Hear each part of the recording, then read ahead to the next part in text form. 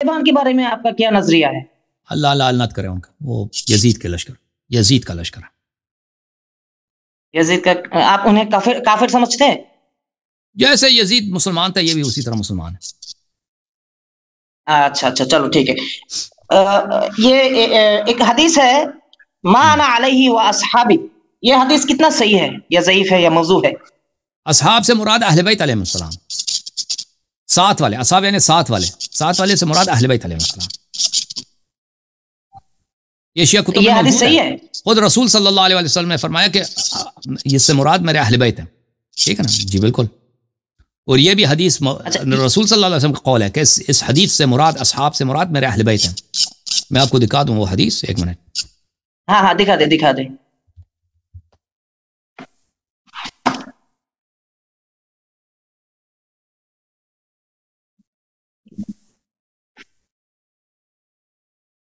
یہ کتاب ہے معانی الاخبار لشیخنا الصدوق رحمہ اللہ، چاپ مطبعۃ الحیدری۔ یہاں پہ ملاحظہ کریں، باب معنی الفرقۃ الواحدۃ الناجیہ، صفحہ نمبر ہے 323۔ جی یہ حدیث یہ ہے، عبداللہ ابن عمر سے روایت ہے، رسول اللہ صلی اللہ علیہ وآلہ وسلم نے فرمایا سیأتی علی امتی ما اتی علی بنی اسرائیل مثل بمثل، میرے امت پہ کی وہی حالت ہوگی جو بنی اسرائیل کی ہوئی تھی، مثل بمثل، اسی طرح بالکل وہی حالت ہوگی۔ انہم تفرقوا علی 72 ملۃ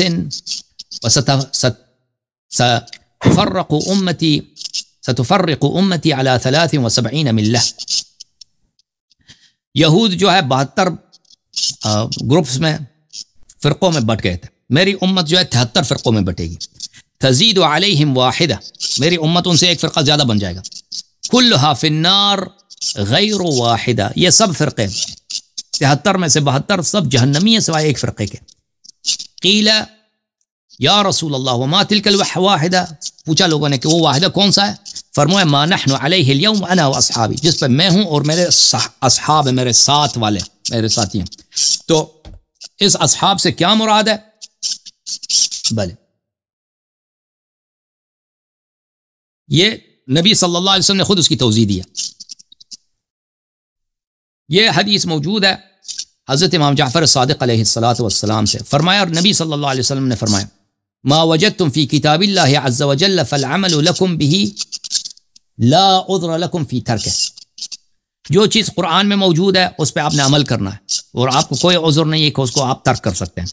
وما لم يكن في كتاب الله وكانت فيه سنة مني فلا عذر لكم في ترك سنتي، اور جو چیز قرآن میں نہیں ہے لیکن میری سنت میں ہے اس پہ آپ نے عمل کرنا ہے اور آپ کی کوئی عذر نہیں ہے کہ اس کو آپ ترک کر سکیں۔ وما لم يكن فيه سنة مني فما قال اصحابي فقولوا به، اور جس چیز میں میری سنت نہیں ہے تو جو میرے اصحاب کہہ دیں، میرے ساتھ والے کہہ دیں، میرے ساتھی کہہ دیں، تو اس پہ آپ نے عمل کرنا ہے۔ فإنما مثل اصحابی فیکم کمثل النجوم بأیہا اخذ اہتدی، کیونکہ میرے اصحاب، میرے ساتھی، میرے ساتھ والوں کی مثال ستاروں کی مثال ہے، جس کی تم اتباع کرو گے تمہیں ہدایت ملے گی۔ وبأی اقاویل اصحابی اخذتم اہتدیتم، اور میرے ساتھ والوں کی جو بھی آپ بات مان لیں وہ آپ کے لیے ہدایت ہے۔ واختلاف اصحابی لکم رحمہ، اور میرے ساتھ والے کے پاس جانا اور آنا اور ان سے سیکھنا، اختلاف سے کیا مراد ہے؟ آنا اور جانا کسی کے پاس، یہ آپ کے لیے رحمت ہے۔ قیل یا رسول اللہ صلی اللہ علیہ وآلہ ومن اصحابہ، لوگوں نے پوچھا کہ آپ کے اصحاب، ساتھ والے آپ کے کون ہیں؟ ساتھی یا ساتھ والے کون ہیں؟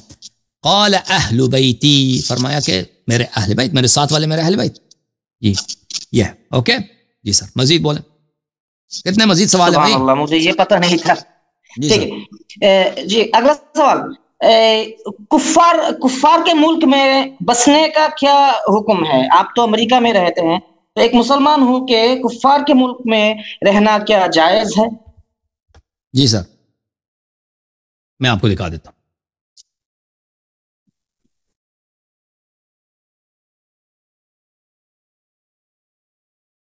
یہ کتاب وسائل الشیعہ الى تحصیل مسائل الشریعہ لشیخنا الحر العاملی رحمہ اللہ، جلد نمبر 15۔ یہاں پہ ملاحظہ کریں صفحہ نمبر 101 ہے، یہ حدیث وہ نقل فرماتے ہیں ہمارے آقا امام جعفر صادق علیہ السلام سے۔ ایک شخص تھا، اس کا نام تھا حماد السمندری۔ حماد السمندری کہتا ہے کہ میں نے امام جعفر صادق علیہ السلام کی خدمت میں عرض کیا، انی ادخل بلاد الشرک وان من عندنا یقولون ان مت ثم حشرت معهم، میں بلاد شرک کفار کے ملکوں میں جاتا ہوں، ہمارے بعض لوگ مجھے مشورہ دیتے ہیں کہ اگر وہاں آپ کی وفات ہو گئی تو آپ انہی کے ساتھ محشور ہو جاؤ گے۔ تو مولا امام جعفر صادق علیہ السلام نے فرمایا، حماد اذا كنت ثم تذكر امرنا وتدعو الیہ، یہ حماد جب تم ان بلاد شرک میں ہوتے ہو تو کیا تم ہماری امامت کو ذکر کا تذکرہ کرتے ہو اور اس کی طرف لوگوں کو دعوت دیتے ہو؟ میں نے کہا جی ہاں، یہ کام میں کرتا ہوں۔ قال فاذا كنت في هذه مدن الاسلام تذكر امرنا وتدعو الیہ، اور جب تم مسلمانوں کے ہاں ہوتے ہو، مسلمانوں کے شہروں میں ہوتے ہو، تو یہاں پر بھی کیا تم ہم لوگوں کو ہماری طرف دعوت دیتے ہو؟ میں نے کہا نہیں، یہاں میں کام نہیں کر سکتا، یہاں نہیں کرتا میں۔ فقال لي انك ان تمت ثم تحشر امه وحدك ويسعى نورك بين يديك، فرمایا امام جعفر صادق علیہ السلام نے کہ اگر تمہاری وفات وہاں کفار کے ملک میں ہو جائے گا تو تمہاری کیا ہوگی حالت؟ یہ ہوگی کہ تم ایک امت محشور ہو جاؤ گے، اور تیرے چہرے سے ایسا نور ہوگا کہ سامنے سب محشر کو تیرے نور جو ہے، تیرے نور سے تیرے سے پہلے تیرا نور پہنچ جائے گا۔ یہ اچھا، اگلا سوال کتنے مزید ہیں بھائی؟ جی ہاں اور کتنے مزید ہیں؟ اور 4-5 سوال، زیادہ وقت نہیں لوں گا میں۔ اچھا، یہ غزہ اور کشمیر، یہ ہم دیکھ سکتے ہیں کیا ہو رہا ہے غزہ میں، کشمیر میں، تو مسلمان کے خون سے کھیل رہے ہیں نا کفار، یہ کیا کہنا چاہیں گے آپ؟ سب آپ کو پتا ہے، سب آپ کو پتا ہے، ہمیں بھی پتا ہے بھائی، کیا عرض کریں؟ اللہ آپ کو سلام۔ مزید آگے سے کیا سوال ہے؟ ہمیں کوئی بہت تکلیف ہوتی ہے، بہرحال ہم دیکھتے ہیں نا لوگ کشمیر میں اگر کوئی مرتا ہے یا غزہ میں، وہاں پہ حالت بہت سخت ہے، یا اپنے پارا چنار میں ہمارے شیعہ بھائیوں کی بہت حالت خستہ ہے، تو لازمی بات ہے ہمیں بہت تکلیف ہوتی ہے، لیکن ہمارے ہاتھ سے کچھ آتا نہیں، کچھ کر نہیں سکتے۔ جی سر، مزید بولیں۔ اچھا ٹھیک ہے، میرا اگلا سوال علم الرجال کو لے کے، علم کون سا راوی ثقہ ہے اور کون سا راوی کذاب ہے، یہ ہم کیسے سمجھیں؟ یہ بحث کچھ طویل ہے، یہ ابھی اس کو مختصر بیان نہیں ہو سکتا، ٹھیک ہے نا، یہ جلدی میں بیان نہیں ہو سکتا۔ ٹھیک ہے، یہ 12 امام جو ہے ان سبھی کو وہ کیا ایک دوسرے کے بیٹے تھے؟ دیکھیں، امام علی علیہ السلام سب کے والد ہیں، امام حسن اور امام حسین یہ بھائی ہیں، یہ والد نہیں ہے نا، ایک دوسرے کے بھائی ہیں۔ پھر امام حسین علیہ السلام کے بعد جو ہے نا وہ سب ان کے فرزند ہیں، ایک دوسرے کے بیٹے۔ اچھا، یعنی جو 12 امام جو ہے وہ سبھی تو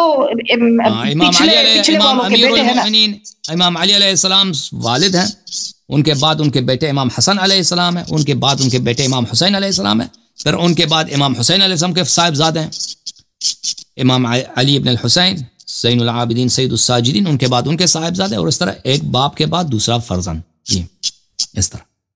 اچھا ٹھیک ہے، چلو، اور ان سب کو کیا قتل کر دیا گیا تھا؟ جی ہاں، سب شہید ہو گئے تھے سوائے امام عصر علیہ السلام، 12ویں امام کے علاوہ سب شہید ہو گئے تھے۔ اچھا، تو وہ کہتا ہے کہ وہ جو خامنی اور خومینی صاحب جو ہے نا، وہ امام مہدی کے ساتھ کانٹیکٹ کر سکتا ہے، وہ سپنے میں خواب میں آ سکتا ہے۔ سب بکواس ہے، وہ لوگوں کو بیوقوف بنانے کے لیے، ہاں وہ پروپیگنڈا ہے بھائی، پروپیگنڈا ہے، یہ 2 نمبر کے فاسق ہیں یہ لوگ، ٹھیک ہے نا، یہ فاسق۔ اچھا ٹھیک ہے، مجھے میرا جواب مل گیا۔ اگلا سوال، قرآن سے بہت سارے آج ہمارے پاس جو قرآن ہے، وہ اس قرآن سے بہت سارے آیات کو نکلا گیا ہے، یہ کتنا صحیح بات ہے؟ اگر یہ صحیح ہے، بخاری مسلم میں عائشہ کا بہت سارے صحابہ کا یہ قول ہے، بخاری مسلم عائشہ کا اور اہل بیت علیہ السلام کے احادیث میں بھی یہ ملتا ہے۔ تو اللہ نے تو بولا ہے کہ قرآن کو حفاظت کرنا۔ اس مسئلے پہ میرے مناظرات آپ دیکھ لینا، ٹھیک ہے نا، اس مسئلے پہ میرے مناظرات آپ دیکھ لینا، یہ مسئلہ تو یہ جلدی میں بیان نہیں کیا جا سکتا، ٹھیک ہے نا۔ اوکے، اور بس 2 سوال ختم. اوکے. پاکستان کے ایک مولوی ہے، اس کا نام ہے کمران شہزاد. وہ بولتا ہے کہ حدیث جو ہے نا، حدیث کے بہت سارے حدیثیں ایسے ہیں کہ جو سند صحیح ہے، حدیث کے سند صحیح ہے لیکن متن صحیح نہیں. تو یہ کیسے ممکن ہو سکتا ہے؟ سند صحیح لیکن متن صحیح جو ان کی طبیعت کے خلاف ہے نا وہ صحیح نہیں ہے جی. ٹھیک ہے نا، راوی چاہے ثقہ ہے جیسا بھی ہے، کیونکہ ان کے دل کو نہیں لگتی نا. وہ حدیث میں ایسی بات ہے کہ ان سے ان کے بتوں کی جو ہے نا توہین ہوتی ہے. ٹھیک ہے نا، حدیث صحیح. اچھا، تو یہ تو ممکن نہیں ہو سکتا نا، سند صحیح لیکن متن صحیح، یہ تو ممکن نہیں ہو سکتا. یہ وہ لوگ یہ بات کہتے ہیں جو بھائی جو ان کے احادیث میں ایسی باتیں ہیں نا جو ان کے اپنے عقائد سے ٹکراتی ہیں، جو وہ تیار نہیں ہے اس حدیث کو ماننے کے لیے، تو پھر یہ ان کی مجبوری ہے.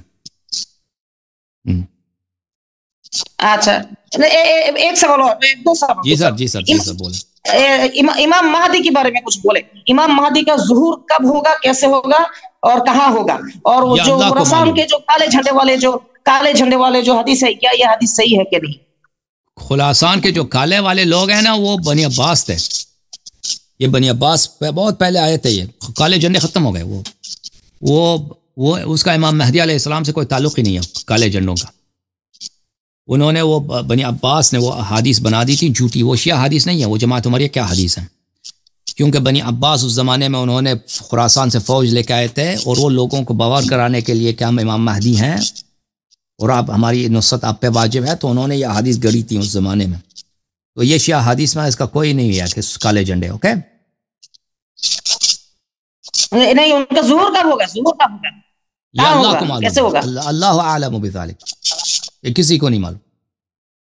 لیکن ہم نے جو سنا ہے کہ مکہ میں ان کا ظہور ہوگا اور غیب سے آواز آئیں گے. بالکل لیکن وقت اس کا یہ صحیح ہے، اللہ کو معلوم. بالکل صحیح ہے. اچھا، ایک اور سوال کر سکتے ہیں؟ جسٹ ایک. جی بسم اللہ. ٹھیک ہے، وہ باغ فدق کے بارے میں.